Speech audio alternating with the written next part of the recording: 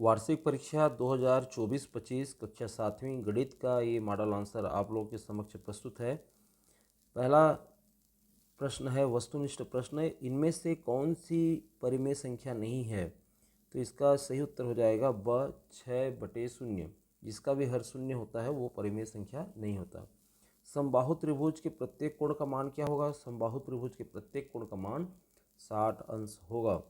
समबाहु त्रिभुज के सभी कोण समान होते हैं, है ना, तो और सभी कोण का समान होगा तो फिर 60 दिया, फिर हो जाएगा आपका 180 अंश, और त्रिभुज के तीनों कोणों का योग 180 अंश होगा। फिर आगे हम देखें 3 का वर्ग को हल करने पर क्या प्राप्त होगा? 3 का जो वर्ग है 3 × 3 यानी हो जाएगा 9। फिर उसके बाद है सर्वांग समता को निम्न में से किस चिन्ह से प्रदर्शित किया जाता है? तो इसका सही उत्तर है स। किसी चतुर्भुज में कितने विकर्ण होते हैं? चतुर्भुज में 2 विकर्ण होते हैं। किसी वर्ग की सममित अक्षों की संख्या कितनी होती है? तो 4 होती है। किस तरीके से? जैसे ये वर्ग है 1, 2, 3 और ये 4, इस प्रकार से 4 ये सममित अक्षर की संख्या होगी। फिर आगे हम देखें यहाँ समीकरण को हल कर x का मान ज्ञात कीजिए।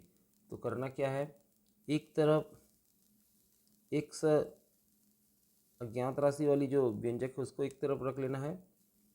यहाँ जैसे कि 7x है और 3x को इधर पक्षांतर कर देंगे तो इधर आकर के वो -3x हो जाएगा।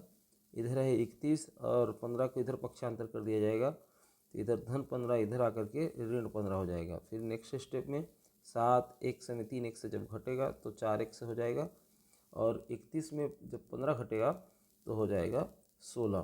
फिर यहाँ पर 4x यानी 4 गुणा है x के साथ, x बराबर 4 इधर पक्षांतर होने पर दूसरे पक्ष में 16 तरफ जा करके वो भाग चला जाएगा।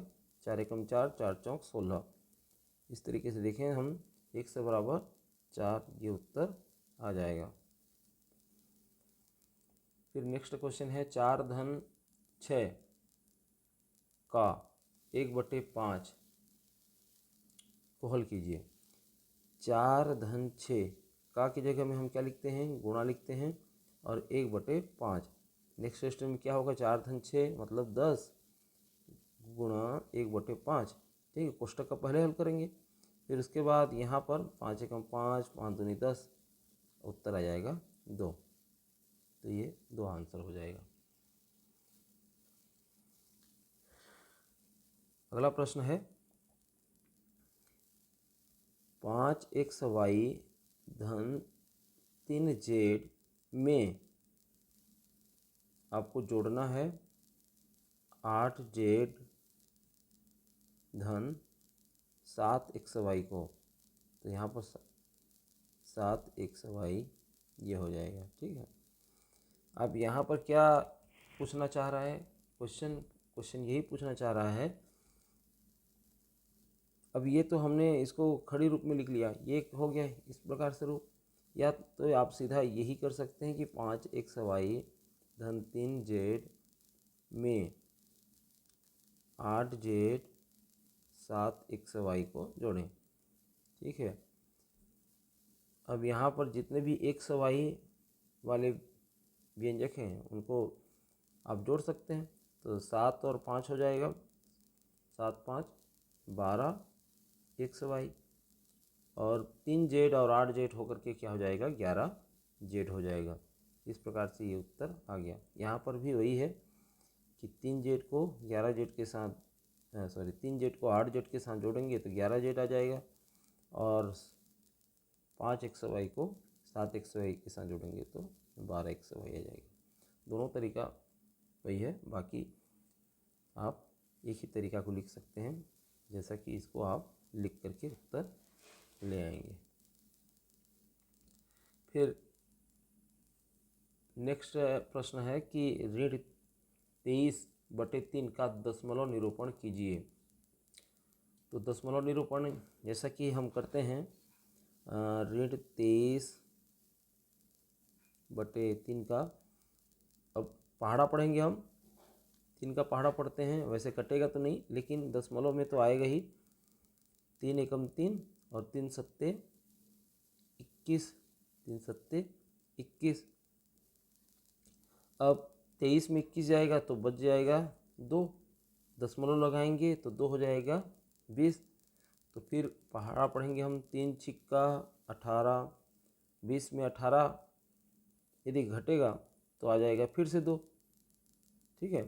फिर उसमें एक शून्य लगेगा, फिर 3 छिक्का 18, फिर से 2 आ गया, और ये एक लगातार ये चलता रहेगा। अब ये अशांत हो गया, मतलब ऋण 7 10 सॉरी हाँ ऋण 7.66666 चलता रहेगा। तो यहाँ पर आप अशांत का चिन्ह दे सकते हैं और इस प्रकार से ये उत्तर हो जाएगा, ठीक है। बताइए कि निम्न बिंदु किस चतुर्थांश में है। अब जैसा कि यहाँ पर ग्राफी निरूपण हम करते हैं, ये हो गया आपका एक्स अक्ष और ये हो गया वाई अक्ष, है ना, वाई अक्ष, और ये वाई डैश और ये एक्स डैश। मतलब क्या है, ये क्षैतिज तल है और ये हो गया आपका ऊर्ध्वाधर तल, ऊर्ध्वाधर तल। इधर आपका धनात्मक पूर्णांक का निरूपण होता है, इधर ऋणात्मक वाई अक्ष में। वैसे ही एक्स अक्ष में देखें तो इधर धनात्मक और इधर ऋणात्मक। किस तरीके से, जैसे बीच सेंटर क्या है आपका शून्य है, इधर 1 2 3 4 5, और इधर ऊपर में 1 2 3 4 5, इधर नीचे में ऋण 1 ऋण 2 ऋण 3 ऋण 4, इधर भी ऋण 1 ऋण 2 ऋण 3 ऋण 4। अब जैसा कि यहाँ पर है, पहला ही प्रश्न है कि 4 एक धनात्मक संख्या है और 3 भी एक धनात्मक संख्या है, इसको हमको निरूपण करना है। तो पहला जो अंक है वो x है और दूसरा है y। तो 4, अब देखिए धन में 4 ये हो गया और y में कितना है 3, ये यहाँ से 3 जाएगा, इधर से 4, इसका बिंदु यहाँ पर मिल गया। अब यहाँ पर ये कौन सा चतुर्थांश है, चतुर्थांश मतलब 4 भागों में बटा हुआ है। ये धन और धन यहाँ पर निरूपित होता है, ठीक है। यहाँ पर क्या निरूपित होगा, पहले आप x को पहले लिखेंगे तो ऋण पहले आएगा और फिर उसके बाद धन आएगा y का। और ठीक यहाँ पर हम देखें तो पहले ऋण और फिर ये ऋण आएगा और यहाँ पर धन और फिर ऋण आएगा, है ना। तो ये पहला चतुर्थांश है, ठीक। और उसी प्रकार से देखें तो यहाँ पर ये दूसरा चतुर्थांश होगा और ये तीसरा और ये चौथा। तो पहला हम देख रहे हैं, पहले ही हो कुछ 4 और 3 दोनों ही धनात्मक हैं, इसलिए प्रथम चतुर्थांश में आएगा, ये हम कहेंगे इसको प्रथम चतुर्थांश में, ठीक है। ऋण 5 ऋण 4 वो तीसरा चतुर्थांश में आएगा, क्योंकि यहाँ ऋणात्मक संख्याओं को निरूपित किए गए हैं। फिर उसके बाद 4 और ऋण 3, पहला धनात्मक है फिर ऋणात्मक है, तो ये चतुर्थ चतुर्थांश में आएगा। और यहाँ पर ऋण 2 और 1 है, ये आ जाएगा आपका तीसरा चतुर्थांश में, ठीक है। आशा है आप लोगों को पूरी तरह से व्याख्या करके इन चीज़ों को बताया गया है, समझ में आ गया होगा। फिर आगे हम देखें अगला प्रश्न। अगला प्रश्न है 4,000 रुपये का 6% वार्षिक ब्याज की दर से 3 वर्ष का साधारण ब्याज ज्ञात कीजिए। तो इसका सूत्र है साधारण ब्याज का, इंटरेस्ट बराबर क्या होता है, PRT बटे 100। P मतलब मूलधन और मूलधन यहाँ पर कितना है 4,000, रेट कितना है 6 रुपये का, और कितने वर्ष के लिए 3 वर्ष के लिए, और बटे हो जाएगा आपका 100, ठीक है। तो यहाँ पर ये शून्य कट गया, ये भी, ये शून्य कट गया, ये भी। अब हमको ऊपर का 40 गुणित 6 गुणित 3 का गुणा करना है आपस में, तो जैसा कि हम यहाँ पर कर रहे हैं, 3 छिक्का हो गया 18 और 18 चौक हो जाएगा आपका 72 और शून्य का शून्य। इस प्रकार से ये आपका उत्तर आ गया। ठीक है, यहाँ पर अथवा में एक और प्रश्न है, इसको भी हम थोड़ा सा देख लें। किसी वस्तु का क्रय मूल्य 120 रुपया है, ठीक है, और उसका विक्रय मूल्य है 150 रुपया, तो उससे कितने प्रतिशत का लाभ हुआ? देखिए, उसको कितने प्रतिशत का लाभ हुआ, उससे पहले लाभ कितना हुआ, विक्रय मूल्य में क्रय मूल्य घटाएंगे तो 30 रुपये का उसको लाभ हुआ। लाभ कितना हो गया? 30 रुपये का। अब लाभ प्रतिशत की बात करें तो लाभ प्रतिशत बराबर क्या होता है? लाभ बटे क्रय मूल्य। क्रय मूल्य में ही लाभ होगा, उसको जितना भी खरीदा है उसी में तो लाभ होगा, उसी में तो गणना होगा। यहाँ पर गुणा 100 करेंगे, प्रतिशत ज्ञात करेंगे तो 30 रुपये उसको मिला है कितने में? 120 रुपये में। 120 रुपये के निवेश में उसको 30 रुपया मिला है। तो ये 100 से उसका गुणा करेंगे, एक शून्य कट गया, ये भी शून्य कट गया। और इसको हल करना चाहें तो और हल कर सकते हैं। जैसे यहाँ पर 2 छिक्का 12 और ये 2 पंचे 10, ठीक है। वैसे ही 6 कम 6, 6 पंचे 30, ऊपर में 5 गुणित 5 है तो 5 पच्चे हो जाएगा 25। तो ये 25% का उसको लाभ हुआ। ये अथवा का है, ठीक है। नेक्स्ट स्टेप में देखें, चतुर्भुज PQRS में LP 90 अंश का, ठीक है, LP 90 अंश का, और LQ, ये LQ नहीं है, ये कोण है। हमें लग ऐसा रहा है कि जैसे L हो, ठीक है, L का तो है नहीं। तो यहाँ पर PQRS एक चतुर्भुज है। P का कितना है? P का है 90 अंश, तो ये हो गया P, और Q का 80 अंश। यहाँ पर जैसे हम देखें तो ये हो जाएगा आपका Q का 80 अंश। फिर है कोण R। कोण R जो है आपका 95 अंश। कच्चा चित्र बना लेंगे। तो कोण S का मान ज्ञात कीजिए। तो आप तो जानते ही हैं, चतुर्भुज के चारों कोणों का योग कितना होता है? 360 अंश होता है। आप लिख सकते हैं कोण P, कोण Q, कोण R और कोण S बराबर 360 अंश होता है। सबका मान भी लिख सकते हैं। कोण P का 90 अंश, कोण Q का 80 अंश और कोण R का 95 अंश। कोण S का मान ज्ञात करना है 360 अंश। नेक्स्ट स्टेप में कोण S बराबर, इनको जोड़ देंगे, इनको जोड़ेंगे तो आ जाएगा 360 अंश। तो ये हो गया, है ना। इनको जोड़ेंगे तो क्या होगा? इसको पक्षांतर कर देंगे 360 तरफ इनके योगों को, तो इनका योग हो जाएगा 265 अंश। 265 अंश को 360 अंश में घटा देंगे तो आ जाएगा 95 अंश। तो कोण एस का मान 95 अंश, इस तरीके से उत्तर आ जाएगा। यह नहीं तो आप देखते हैं कि एक चतुर्भुज के कोणों में 1:2:3:4 का अनुपात है, तो प्रत्येक कोण का मान ज्ञात कीजिए। तो प्रत्येक कोण का मान यदि ज्ञात करना है तो उसके लिए ये करेंगे कि 1x 2x अनुपात में है तो 3x 4x बराबर 360 अंश। पहले ही बता दिया गया है, चतुर्भुज के चारों कोणों का योग 360 अंश होता है। अब सबको जोड़ देंगे तो ये हो जाएगा 10x बराबर 360 अंश। नेक्स्ट स्टेप में x का मान हम ज्ञात कर लेंगे, 10 को इधर पक्षांतर कर देंगे 360 तरफ, तो इधर आकर के भाग चला जाएगा, शून्य कट गया, शून्य कट गया, आएगा आपका x बराबर 36 अंश। यानी पहले कोण का मान कितना है? 36 अंश है, एक x का 36 अंश।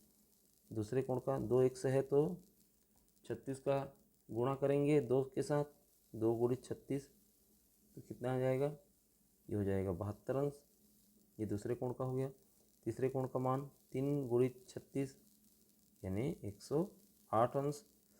और चौथे कोण का मान क्या हो जाएगा? 4x का 4 गुणित 36 बराबर हो जाएगा 144 अंक। इस तरीके से सारे उत्तर आप बना लेंगे।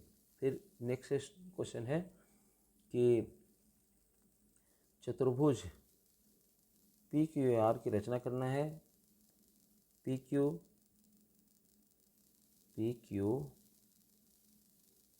4 सेंटीमीटर, ठीक है, और यहाँ पर है क्यू पी, ऐसा नहीं होगा, P Q R, P Q का मान 4 सेंटीमीटर है तो क्यू पी का मान 3 सेंटीमीटर क्यों होगा? ये थोड़ा सा यहाँ पर मिस्टेक हुआ है, इस प्रकार से उत्तर नहीं हो पाएगा। यहाँ पर पी आर का मान तो क्या है? पी आर का मान है 5.5 सेंटीमीटर, ठीक है, तो ये क्या होगा? क्यू आर होगा, क्यू आर 3 सेंटीमीटर होगा, तभी ये बनेगा। तो त्रिभुज की रचना कर लेना है। स्केल की सहायता से आप एक नाप पर लिखेंगे, फिर उसके बाद प्रकार की सहायता से चाप निकालेंगे और कटन बिंदु प्राप्त करेंगे। पी बिंदु को आधार मान करके आप 5.5 या 5.5 सेंटीमीटर का चाप लेंगे और एक कट प्राप्त करेंगे, और क्यू बिंदु को केंद्र मान करके 3 सेंटीमीटर का चाप लेंगे और वहाँ पर एक कट बिंदु प्राप्त करेंगे। आपको अभीष्ट बिंदु आर नजर आएगा, फिर उसको सभी बिंदु को जोड़ देना है, ठीक है। त्रिभुज की रचना करना है जिनके माप निम्न है। देखिए बी सी का कितना है? 5 सेंटीमीटर। कोण बी का मान 60 अंश, ठीक है, 60 अंश हो गया। और ए बी का मान, अब ए बी का मान कितना है? 3 सेंटीमीटर है। इस तरीके से आपको एक त्रिभुज की रचना करना है, ये भी बन जाएगा, है ना। इस तरीके से अभी रचना करना है, यहाँ पर रचना करके बताना असंभव नहीं हो रहा है, बाकी आप इसको कर सकते हैं। क्या करेंगे? बी सी पहले एक रेखा खंड खींच सकते हैं 5 सेंटीमीटर, फिर वहाँ पर आपको चांद की सहायता से कोण बनाना है 60 अंश बी बिंदु पर, और वहाँ पर 3 सेंटीमीटर का प्रकार की सहायता से चाप काटेंगे। उसी ये जो है ये रेखा, उस पर एक कट बिंदु होगा, और जहाँ पर ये कटेगा वहाँ पर ये बिंदु मानना है, और सभी ए और सी को फिर मिला देना है। अगला प्रश्न है कि प्रत्येक आयत का क्षेत्रफल ज्ञात कीजिए, लंबाई और चौड़ाई निम्नानुसार है। तो इसका क्षेत्रफल ज्ञात करना है। आयत का क्षेत्रफल बराबर होता है लंबाई गुणित चौड़ाई। तो यहाँ पर 5 गुणित 3 हो जाएगा, तो क्या हो जाएगा? 5 गुणित 3, 5 दिया 15, 5 गुणित 3 सेंटीमीटर, 5 दिया 15 वर्ग सेंटीमीटर। वर्ग सेंटीमीटर इसलिए क्योंकि सेंटीमीटर का गुणा सेंटीमीटर के साथ हुआ है। ठीक वैसे ही 3.5 और 2 सेंटीमीटर का गुणा करना है। अब 3.5 को आप 35 ही मान लीजिए, ठीक है, तो 35 दूनी हो जाएगा 70। अब दशमलव के बाद एक अंक है तो 5 यहाँ पर आप दशमलव लगाएंगे तो 7 सेंटीमीटर हो गया, तो फिर ये 7 वर्ग सेंटीमीटर, ये इसका उत्तर आ जाएगा, ठीक है। निम्नांकित वर्गों जिनकी प्रत्येक भुजा निम्नानुसार है का क्षेत्रफल ज्ञात करेंगे। वर्गों का क्षेत्रफल ज्ञात करना है, और पहला जो भुजा है वो 5 सेंटीमीटर है, तो 5 पच्चे हो जाएगा। देखिए वर्ग का क्षेत्रफल यानी भुजा गुणित भुजा, तो ये हो जाएगा 5 पच्चे 25 वर्ग सेंटीमीटर। इसी तरीके से 7 सेंटीमीटर है तो भुजा गुणित भुजा, वर्ग का क्षेत्रफल बराबर 7 सत्ते 49 वर्ग सेंटीमीटर। दोनों में से एक बनाने हैं। अगला प्रश्न है प्रश्न 16। एल समांतर एम व तिर्यक रेखा एन है चित्र में से, यहाँ पर देख रहे हैं। तो एकांतर कोणों के जोड़ों को लिखिए। एकांतर कोणों के जोड़ों को आप लिखना है। यहाँ पर एकांतर कोण, जैसा कि कोण 1 है, कोण 1 का एकांतर कोण क्या हो जाएगा? कोण 5 हो जाएगा।